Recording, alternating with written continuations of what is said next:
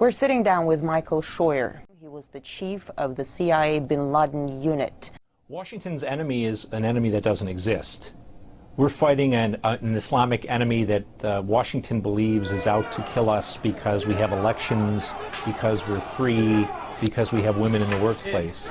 It's an enemy that doesn't exist. It didn't exist when bin Laden was alive. It doesn't exist now. America is being attacked because of its foreign policy in the Muslim world, because of its support for Israel, because of its support for the Saudi police state, because of its presence on the Arab Peninsula.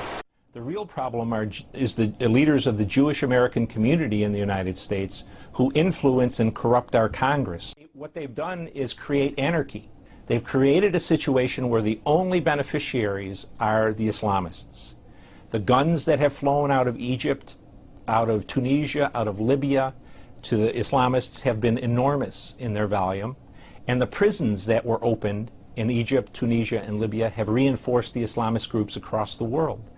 So their mindless pursuit of secular democracy, at the end of the day, endangers the stability of the region and probably the whole world. I don't know what the thinking is, except that they have come down on the belief that democracy is better for everybody. And the truth is, American and Western foreign policy interests in the Middle East have depended for 50 years on the maintenance of tyranny. So I think what we're seeing is a slow, almost inexorable advance toward some kind of a conflict with Iran.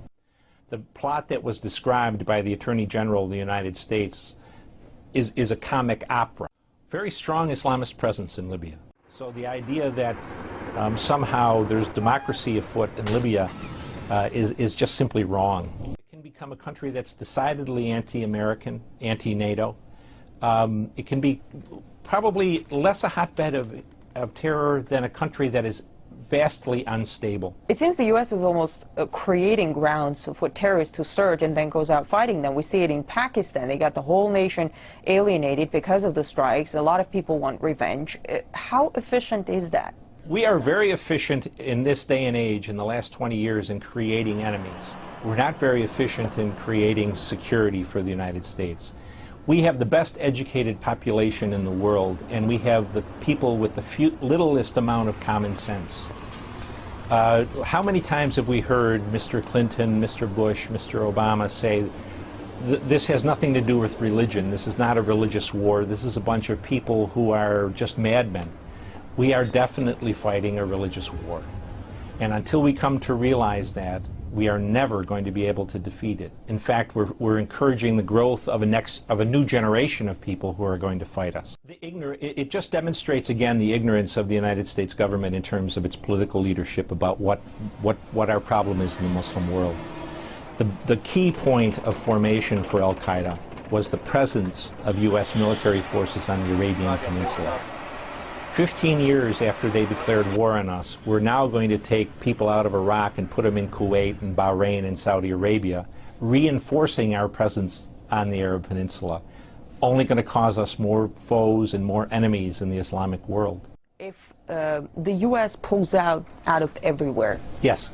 Is it going to be the end of terrorism? It certainly would deny the terrorists the glue of unity that keeps them focused on the United States. Let the Chinese deal with these people for the next 50 years. We've had enough of it.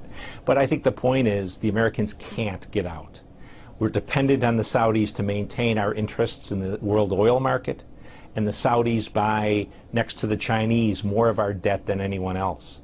So as long as we're side by side with the Saudis and with the Israelis, we're stuck in the Middle East, and America will continue to bleed.